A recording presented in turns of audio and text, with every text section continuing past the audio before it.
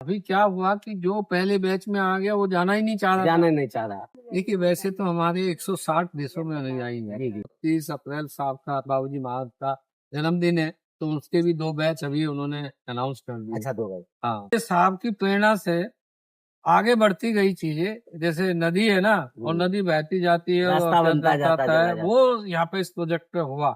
और ये एक तरह से एक सपना सा हमारे लिए रहा था। हम लोगों को जैसे ही साहब का कोई निर्देश या आदेश मिलता है तो हम उसके लिए तैयार रहते हैं। नमस्कार, आप देख रहे हैं P2C और मैं नरेंद्र यादव। आज होली है और शाहजहांपुर की होली जो है पूरे विश्व में विख्यात है। जैसा कि वृंदावन की होली लठमार होली होती है, लेकिन यहाँ की होली भी लाट साहब की होली के रूप में जानी जाती है। लेकिन इस बार की होली अपने आप में और ज्यादा खास हो गई और उसकी वजह है श्री रामचंद्र मिशन योगाश्रम में आयोजित स्वर्ण जयंती समारोह का आज ये पूर्णाहुति हुई।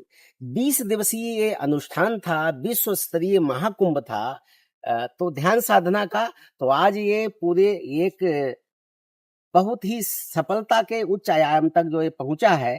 लगभग 25,000 अभ्यासी जो विविध देशों यहाँ पे आए हैं और उसके अनुष्ठान को पूर्णाहुति में जो सबसे बड़ा योगदान रहा है, जो एक टीम है, जो पिलर हैं और जो स्वरूप देख रहे हैं, तो जो व्यवस्थाएं आप देख रहे हैं, इतना बड़ा प्रोजेक्ट है, तो उसको लीड करने वाले हैं आदरणीय अशोक कुमार जी गर्ग हैं और साथ में हमारे श्री गोपाल अग्रवाल जी हैं और पूरी एक टीम है।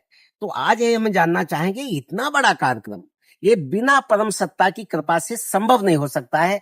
पूज्य बाबूजी महाराज की निश्चित तौर पे सूक्ष्म संरक्षण में उनका सभी को आशीर्वाद अनुदान वरदान मिला और ये पूर्णाहुति संपन्न हुई। सर, सबसे पहले तो आपका स्वागत है, धन्यवाद। और बधाई आपको इसके लिए कि इतना सफल आयोजन आपने वो करके दिखाया। कैसे संभव हुआ है? देखिए, ये कुछ कार्य ऐसे होते हैं जो मानव स्तर पर नहीं होते हैं, ईश्वरीय स्तर पे होते हैं। तो ये प्रोजेक्ट भी एक तरह से हमारे बाबूजी साहब की कृपा, हमारे दादी की उनकी एक विजन, और उसमें हम लोग को एक अवसर मिला काम करने का टीम में। हम उसमें 3 मुख्य रहे, मेरा, अशोक गर्ग, भाई राजगोपाल जी और भाई श्री गोपाल जी, और हमारे तीनों के ऊपर बड़े भाई माधव गोपाल जी। हम चारों लोगों ने मिलके इसमें अपना जैसा जैसा हमारे प्रयास संभव थे उस प्रयास को देवन से पहले दिन से लेके चले। और ये एक तरह से एक सपना सा हमारे लिए रहा। पहले दिन से ही काम अपने आप, जैसे होता है ना कोई ऑटोमेटिक काम होता है, उस तरह से काम हमारा होता चला गया। और ये मैं यही कह सकता हूँ, ये सब उन्हीं का प्लान था और हम तो केवल साक्षी मात्र के रूप में यहाँ पे रहे। और जैसा जैसा अंदर से उन्होंने मार्गदर्शन किया, ये काम होता चला गया। यही मेरा इसमें सबमिशन है और यही मेरा अनुभव भी। ये बात बिल्कुल सही कही। जो बड़े काम होते हैं, ईश्वरीय सत्ता उसमें साथ देती है कि करते हैं कि सब कन्हैया तेरा नाम हो रहा। तो बाबूजी महाराज ने सब कुछ किया और सब हो गया। क्या कभी सोचा था कि इस तरीके से हमारे द्वारा ये इतना सफल आयोजन अनुष्ठान होगा? नहीं, ये हमारा कभी इस तरह का नहीं रहता। हम लोगों को जैसे ही साहब का कोई निर्देश या आदेश मिलता है तो हम उसके लिए तैयार रहते हैं। मैं बेसिकली सिविल इंजीनियर हूँ और रुड़की यूनिवर्सिटी से पास आउट हूँ, पीडब्ल्यूडी से रिटायर्ड चीफ इंजीनियर हूँ।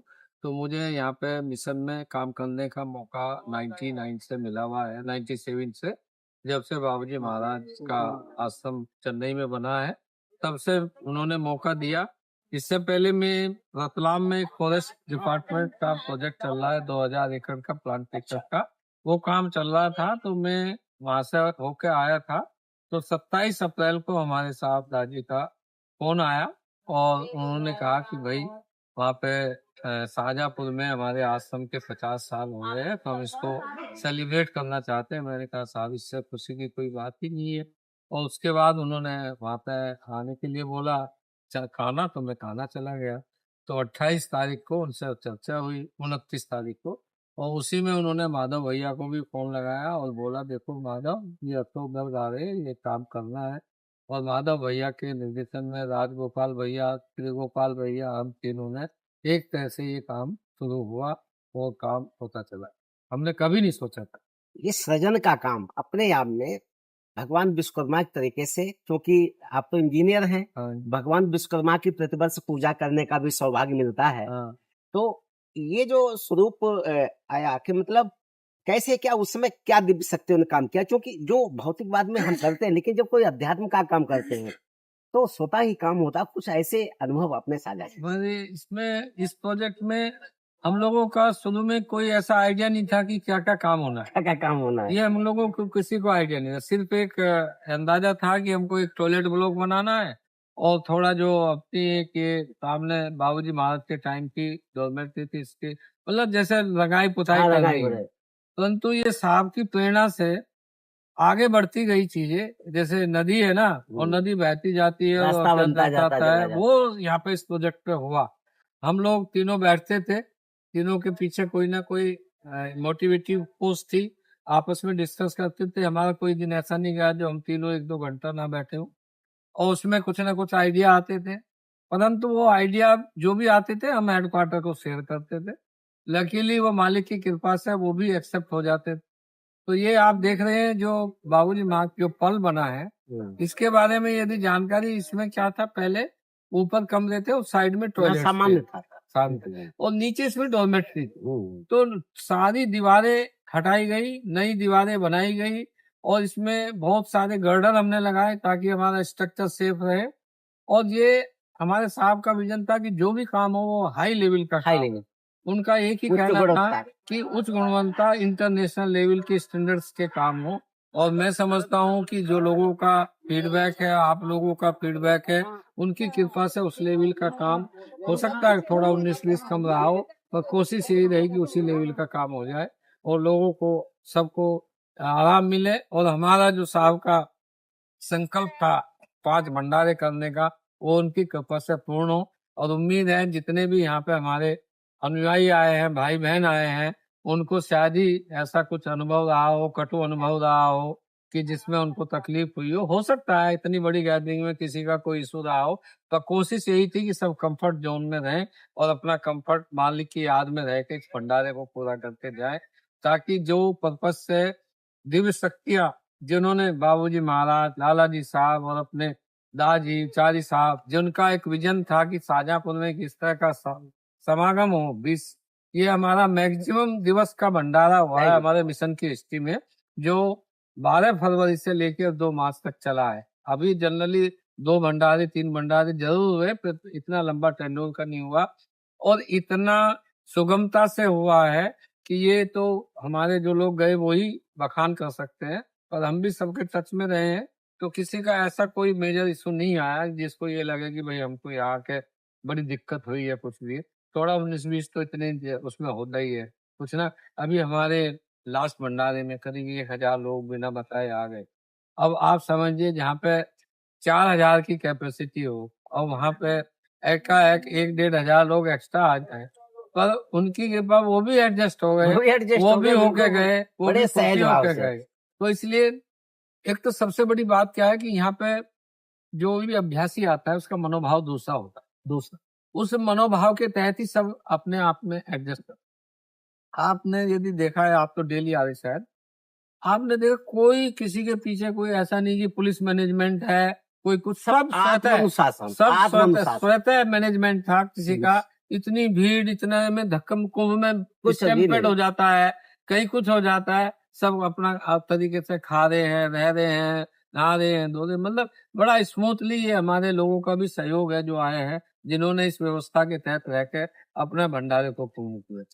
ये जो समय आपने चुना, हाँ, ये संधि काल को चुना, संधि वेला को, हाँ, जहाँ शरद ऋतु और ग्रीष्म ऋतु का दोनों का मिलन हो रहा है। हाँ, यानी आए ठंडक में हाँ, और हल्की सी बसंत बहार के साथ विदा हुए हैं। हाँ। तो इसमें जो कितने देशों के अभ्यासी यहाँ पे आए हैं? देखिए वैसे तो हमारे 160 देशों में अनुयायी हैं, सारी शाखाएं हैं, पर इसमें भी हमारे 80 देशों से 80 लगभग देशों लोग के अनुयायी आए हैं और सबने बड़ा एंजॉय किया। बहुत से लोग तो हमारे पहले बैच से आए और आखिरी बैच तक रहे। आखिरी तक रहे। उन्होंने साहब से बोला हम तो पूरे भंडारे में रहेंगे, तो वो उनको यहाँ पे साहब ने परमिशन दी कि भाई यहाँ बिल्कुल रहेंगे। और अभी क्या हुआ कि जो पहले बैच में आ गया वो जाना ही नहीं चाह रहा था। जाना नहीं चाह रहा। तो हमारे साथ ऐसे भी इशू आए कि भाई जो तुम नहीं जाओगे तो अगला कैसे आएगा। अभी 4th बैच के लोग इतने लोग गए तो 5th बैच में इतनी भीड़ हो गई, बड़ी मनोबत करके हाथ पैर जोड़ के उनसे कहा कि भाई आपको तो जाना ही पड़ेगा, तभी तो दूसरा आदमी आएगा। तो पता नहीं कुछ मालिक की इतना खिंचाव पैदा हुआ यहाँ के एनवायरमेंट में मालिक की कृपा से, कि उनकी कृपा इतनी है और जो रहेगी। अब ये हमारा 30 अप्रैल का भी भंडारा उन्होंने हाँ। अनाउंस कर दिया मतलब है। अप्रैल माह तो जन्मदिन हाँ, और महाप्रयाण दिवस हाँ, दोनों है। हाँ, तो 30 अप्रैल साहब का बाबूजी महाराज का जन्मदिन है, तो उसके भी 2 बैच अभी उन्होंने अनाउंस कर दिए। अच्छा, 2 गए। हाँ, तो इसलिए यहाँ का एक ये समझिए कि ये कंटिन्यूटी बनी रहेगी। अब ये जो है नियमितता को प्राप्त चलता होगा। रहेगा। अब ये हमारी जो फैसिलिटी डेवलप हो गई है, हाँ। इनको मेंटेन करना, इनका यूटिलाइजेशन करना, जो हमारे सारे लोग हैं वो इसको कम से कम आए। विजिटर्स भी अब आएंगे सब लोग। हमारी एक पॉलिसी रहती है कि 1 हफ्ते के लिए विजिटर्स आकर रह सकते हैं, रिट्रीट कर सकते हैं। जैसे हमारा हिमालयन आश्रम सतपोल है, वो बहुत सी जगह आश्रम है जहाँ पे लोग आते हैं, तो उसी तरह की पॉलिसी यहाँ भी रहेगी। तो यहाँ पे आदमी ट्यूसडे को आकर के संडे को जाए, इस तरह का एक अभी सब यहाँ के रूल्स एंड अंडर प्रोसेस है। 1 आध हफ्ते में सब सर्कुलेट हो जाए। तो देखिए अभी आपने सुरेश अशोक कुमार गर्ग जी को सुना, और ये जो स्वरूप पूरा दिख रहा है, ये हम जानना चाहें कि आगे जो है क्या होने वाला है। जो पूरा इंफ्रास्ट्रक्चर जो डेवलप हो गया है, ट्रेनिंग सेंटर का भी प्रस्ताव है। अभी हमारे साहब की प्लानिंग है कि यहाँ पे थोड़ा काम अभी हमारा रह गया है जो हमें पूरा करना है। उसमें हमारा कॉन्फ्रेंस हॉल बनेगा, लाइब्रेरी बनेगी। वो थोड़ा भी जो हमें लग रहा है कि इस भंडारे के फीडबैक से क्या और फैसिलिटी हमको बनानी है, उस पर अभी हम लोग बैठ कर सब डिसाइड करेंगे और साहब की परमिशन से फिर वो काम होगा। जो ऑलरेडी अप्रूव पहले से सैंक्शन है, वो हमारा कॉन्फ्रेंस हॉल और लाइब्रेरी। कॉन्फ्रेंस हॉल मान लीजिए ट्रेनिंग या सेमिनार या जो कुछ कोई इस भी तरह है। के फ्रिक्वेंटली चलेंगे, उसमें उन सबको वहाँ पे अकोमोडेट किया। जैसा कि अभी आपने कहा कि 3 लोगों का विषय रहा, हाँ, एक पिलर की तरीके से, यानी हाँ, त्रिदेव ब्रह्मा हाँ, विष्णु महेश की तरीके से कहे तो ये भी हाँ, कोई सामान्य नहीं था। हाँ, उसी के एक आप हैं, हाँ, राजगोपाल श्री श्री गोपाल जी। थोड़ा सा चूंकि जो श्री दर साहब ने सब कुछ बोल दिया है, इसके बाद कुछ बोलने को बचता नहीं है। देश एक तरह विदेश से से जो सब अभ्यासी आए उनके लिए क्या कहेंगे? आज यहाँ से एक संदेश उनके लिए क्या है? संदेश तो मालिक ने यही दिया है, जिन्हें प्रेम का संदेश सबको देते रहे हैं शुरू से, आज भी वही देते आए हैं, आज भी वही दिया है। सब लोग प्रेम से रहें, साथ में रहें, वही संदेश है। सभी अभ्यासी भाई बहन जो आए थे और जितने वॉलंटियर्स ने वर्क किया है, प्रेम पूर्वक काम किया है, सारे आएंगे। सही संदेश है मालिक का।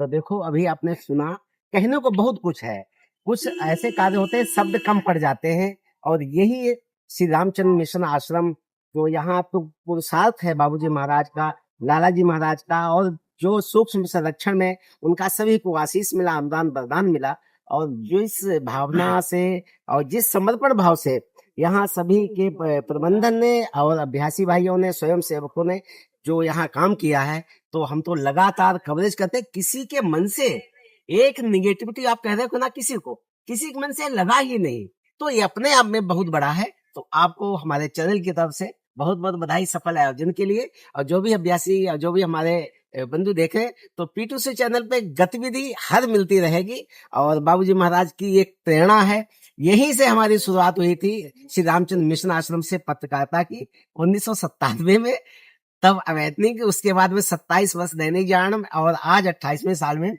ये बड़े आयोजन का भी एक हिस्सा बने। तो इसके लिए भी बाबूजी महाराज का कृतज्ञ है, उनकी कृपा हमको मिली है, और आगे भी हम सब अवगत कराते रहें। तो जो हमारे बंधु जो हमारे चैनल देख रहे हैं, इसको सब्सक्राइब करें, शेयर करें, कमेंट करें, और बाबूजी महाराज को संदेश जन जन तक पहुंचाएं। आप लोगों को समय दिया, बहुत बहुत धन्यवाद।